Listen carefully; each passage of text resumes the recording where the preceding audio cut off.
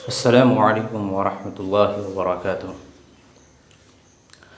Welcome to my YouTube channel Urdu classes. Urdu classes के अंदर सबसे पहले मैं आप सबों का स्वागत करता हूं और उसी के साथ शुक्रगुज़ार भी हूं कि आप लोग जो मोहब्बत, जो इनायत और जो प्यार मुझे दे रहे हैं। कल मैंने सिर्फ एक क्लास का वीडियो डाला और उस पर काफ़ी कमेंट आया, सर आपका वीडियो बहुत अच्छा लगता है। तो इसके लिए जिन भाइयों ने भी कमेंट किया था उनको मैं तहे दिल से शुक्रगुज़ार हूँ। और किसी ने ये भी कहा कि सर आपका वीडियो क्लियर नहीं हुआ। जी, मैं कहना चाहूँगा मेरा छोटा सा एक मोबाइल है, मैं अकेला ही वीडियो बनाता हूँ, बलरिंग करने लगता है, पता नहीं चलता है, इसकी वजह से थोड़ी सी हो जाती है, कमियाँ हैं। इंशाल्लाह आने वाले दिनों में दूर भी होगा। तो चलिए, आज का हमारा जो क्लास होने वाला है फिर जो है हमारा ट्रांसलेशन से ही होगा राजभाषा के लिए, लेकिन ये हमारा हो जाएगा आज का पार्ट 2 हमारा चलेगा। ये हमारा हो जाएगा पार्ट 2। इस पार्ट 2 के अंदर थोड़ी सी चीज़ 10 वर्ड्स ही हमने लिए हैं, लेकिन उसी के साथ सेंटेंसेस पे ज़्यादा जोर देंगे, क्योंकि कल हमने सिर्फ एक सेंटेंस आपको दिया था, वीडियो लंबा ना हो इसकी वजह से। आज हम जो है कोशिश करेंगे कि आपको एक से ज़्यादा सेंटेंस दें। और उसी के साथ चलिए, तो अब हम शुरू करते हैं, लेकिन बढ़ने से पहले लाइक ज़रूर कीजिए। लाइक करने से एक फ़ायदा मेरा ये होता है कि दूसरों तक मेरी वीडियोस पहुंचती है। अगर आप लोग देखते हैं उसके बाद छोड़ देते हैं तो दूसरे लोगों तक ज़्यादा पहुंचने के चांसेस कम हो जाते हैं। तो इसलिए लाइक कीजिए और सब्सक्राइब भी कर दीजिएगा। तो चलिए शुरू करते हैं। आज का हमारा पहला वर्ड है, वो है दावा।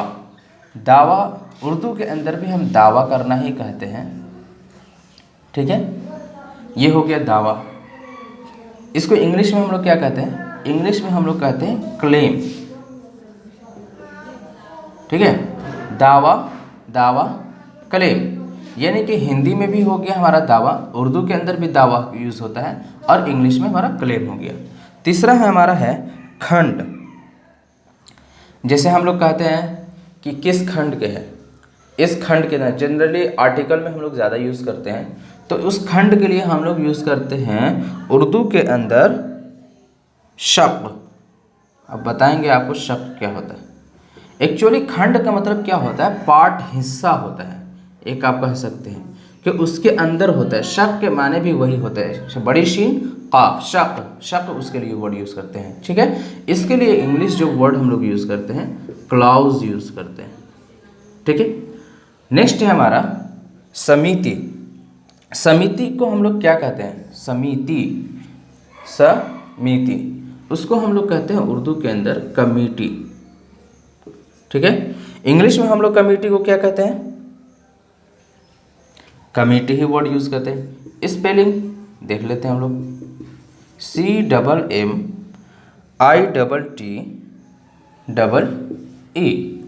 ये हो गया हमारा कमेटी, यानी कि उर्दू के अंदर कमेटी, उर्दू हिंदी इंग्लिश के अंदर भी कमेटी। यहाँ पे हमने देखा था हिंदी के अंदर दावा, उर्दू के अंदर दावा, यानी हिंदी उर्दू, उर्दू इंग्लिश, ठीक है। नेक्स्ट हम पढ़ते हैं, ये पढ़िएगा प्रातिक्रात्मक। अब प्रातिक्रात्मक क्या चीज़ है वो मैं आपको बताऊंगा। प्रातिक्रात्मक का मतलब होता है मुआवजी। मुआवजा जानते हैं? मुआवजा का मतलब ये हो गया, फॉर एग्जाम्पल ये मेरा मार्कर है, आपने इसको डैमेज कर दिया, इसको डैमेज कर दिया, तो जो आपको रकम देना पड़ेगा वो हो जाएगा मुआवजा। उसी से प्रातिक्रात्मक, यहाँ पर मुआवजी जो है ना, सिफत हम इसको कह देंगे, ये सिफत है। क्या है?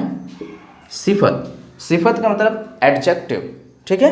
ये ऐसा वर्ड जो दूसरे वर्ड को क्या करे? एक्सप्लेन करे, क्वालिटी की, उसकी खूबी की, खूबसूरती की, ठीक है। तो ये हो गया हमारा मुआवजी उर्दू के अंदर। मुआवजे आप समझ चुके होंगे सिफत। उसी से हमारा है कंपेंसेटरी, इंग्लिश कंपेंसेटरी, ठीक है। प्रातिक्रात्मक, मुआवजे, कंपेंसेटरी। अब हम आखिर में सब वर्ड्स क्लियर करने के बाद फिर हम लोग पहुंचेंगे इसमें सेंटेंसेस की तरफ। कंपेंसेटरी। अब उसके बाद हमारा हो गया सक्षम। सक्षम का मतलब क्या हो गया? हम इस सक्षम का मतलब कहते हैं अहल, मतलब लायक हो उसके, और इसके लिए यूज़ करते हैं मजाज, ठीक है। अहल, सक्षम, किसी चीज़ के आप सक्षम जब होते हैं तो तो उसी के लिए हम लोग सक्षम का वर्ड यूज़ करते हैं और उसी को अहल कहते हैं। इंग्लिश में हो जाएगा हमारा कॉम्पिटेंट, कॉम्पिटेंट, ठीक है। नेक्स्ट है हमारा अनुपालन, पालन, अनुपालन।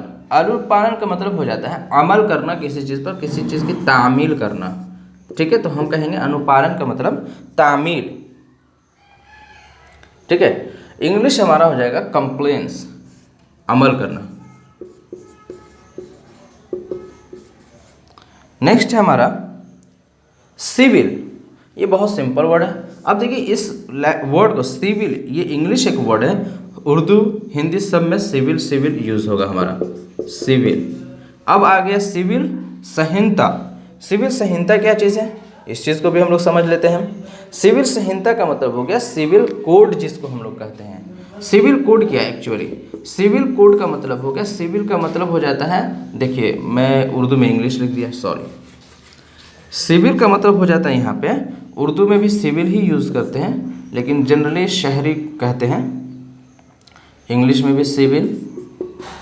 जो सिविल संहिता का मतलब हो गया, उर्दू में हो जाएगा हमारा सिविल कोड ही यूज़ करते हैं, संहिता की जगह कोड ही है हमारा उर्दू में, यहाँ पे हो जाएगा हमारा सिविल कोड। नेक्स्ट है हमारा सिविल पद। सिविल पद का मतलब है सिविल ओहदा, ठीक है, यहाँ पे हो जाएगा सिविल पोस्ट। नेक्स्ट है हमारा सिविल सर्विस, यानी कि सिविल मुलाजमत, ठीक है, यहाँ पे हो जाएगा सिविल सर्विस।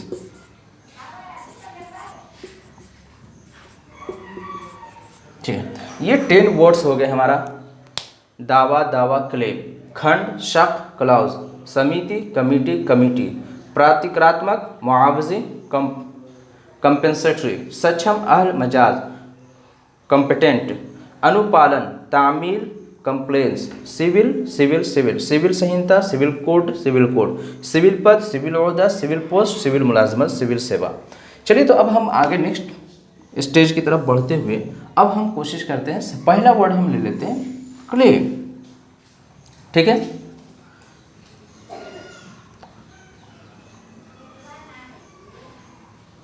दे क्लेम, ठीक है, अगेंस्ट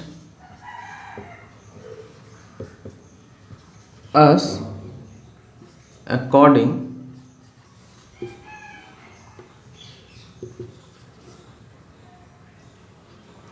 clause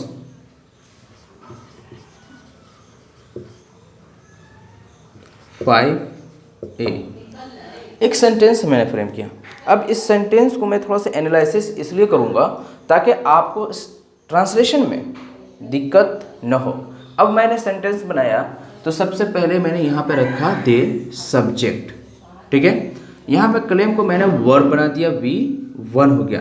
दे क्लेम, अरे भाई क्लेम करते हैं वो लोग, तो ये क्लेम ऐसा वर्ड है ना कि क्लेम इंट्रांजिटिव वर्ब कहते हैं। तो अब इसके लिए हमारा प्रीपोजिशन आ गया दे क्लेम अगेंस्ट अस, कि वो लोग हमारे खिलाफ अगेंस्ट में क्लेम करते हैं, ब्लेम करते हैं, क्लेम करते हैं, ठीक है। किसके अकॉर्डिंग करते हैं, अरे भाई मेरे खिलाफ अगर आपको कोई सबूत है तभी कीजिएगा, ठीक है।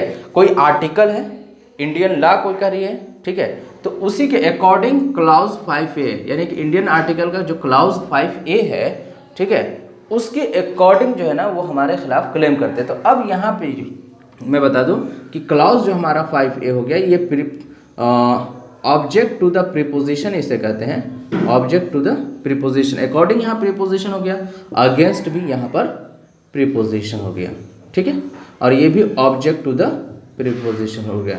ये हमारा वर्ब, ये सब्जेक्ट। तो ये सेंटेंस का एनालिसिस था। इसी तरह आप सेंटेंस बनाएंगे तो हिंदी उर्दू में क्या कहेंगे, हिंदी में हम लोग उर्दू में इसी चीज़ को कहेंगे, वो हमारे खिलाफ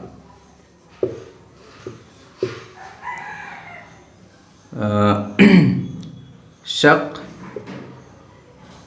5A के तहत दावा करते हैं, ठीक है। इसी तरह अब यहाँ पे अगर देखेंगे तो वो हमारा फाइल तो एक जगह आ गया सबसे पहले में। अब देखिए हमने सब्जेक्ट प्लस क्या लाया था, वर्ब लाया था, लेकिन यहाँ पे क्या हो गया, सब्जेक्ट प्लस वो हमारे खिलाफ। ठीक है, तो ये हमारे खिलाफ जो है ना प्रीपोजिशन प्लस वो वाला हिसाब हो गया। अगेंस्ट, हमारे अगेंस्ट, शक 5A के तहत। अब ये 5A के तहत लास्ट में वर्ब आता है। तो ये है उर्दू ट्रांसलेशन का मेथड। अब सोचिए कि इंग्लिश हिंदी उर्दू सब एक तरह से ट्रांसलेट कर रहे हैं, नहीं, उर्दू में सब्जेक्ट पहले वर्ब बाद में, ठीक है, और इंग्लिश में subject plus verb plus object होता है। तो ये फार्मूला भी हमें ध्यान में रखना चाहिए, ठीक है। उसके बाद नेक्स्ट मैं बनाता हूँ, the committee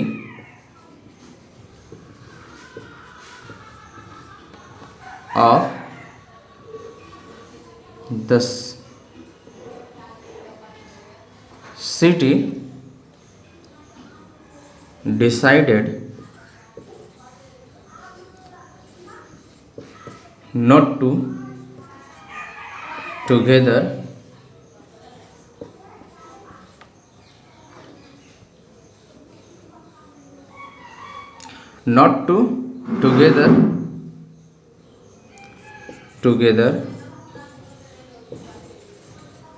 at a time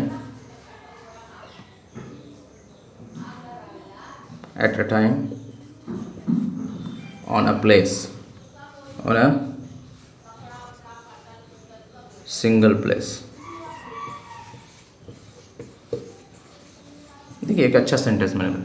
अब ये कमिटी वर्ड उठा करके मेरे सेंटेंस पर में, the committee of the city, यानी कि जो सिटी शहर की कमिटी थी उसने डिसाइड किया है भाई कि नॉट टुगेदर कि हम लोग एक साथ नहीं होंगे, एट अ टाइम, एक ही टाइम पर, ऑन अ सिंगल प्लेस, एक टाइम में सिंगल प्लेस में हम लोग एक साथ इकट्ठा नहीं होंगे। क्यों भाई? Due to covid, due to कोविड-19। अब इसकी वजह से हम लोग एक साथ इकट्ठा नहीं होंगे। तो आपने देखा, इसी तरह अब आपको वर्ड्स को कलेक्ट करना है। वर्ड कलेक्ट करने के बाद आपको सेंटेंसेस फ्रेम करने हैं। देखिए अगर आपको ये समझ में आ गया हो, जो मैंने सेंटेंसेस फ्रेम किया वो भी समझ में आ गया हो, तो ज़रूर कमेंट बॉक्स के अंदर हमें कमेंट करके बताइए आई अंडरस्टैंड। अगर आपको कोई भी प्रॉब्लम है तो वो हमें सर पूछिए कि सर मैंने अभी सभी वर्ड्स के ट्रांसलेशन नहीं किया है, तो इसलिए आप पूछ सकते हैं कि हाँ सर इस वर्ड के हमें सेंटेंसेस फ्रेम कर दीजिए, या आपने जो सेंटेंस फ्रेम किया है उस सेंटेंस को कमेंट बॉक्स में कम से कम एट लीस्ट एक सेंटेंस बना करके बताइए। तो चलिए इसी के साथ अल्लाह हाफिज़, मिलते हैं नेक्स्ट वीडियो में।